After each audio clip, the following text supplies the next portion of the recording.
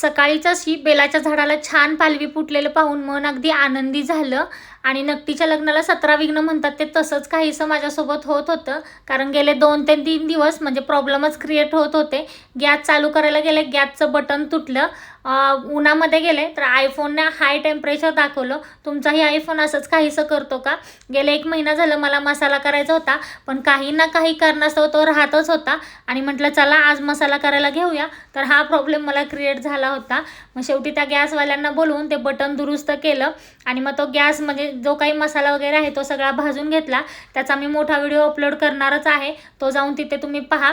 पण तुमचाही फोन असा उन्हामध्ये गेल्यानंतर हाय टेम्परेचर दाखवत असेल तर तुम्ही कमेंट करून मला नक्की सांगा. आणि असं का होतंय तेही सांगा, कारण गेले 2 दिवस खूप म्हणजे खूप हाय टेम्परेचर दाखवतोय माझा आयफोन.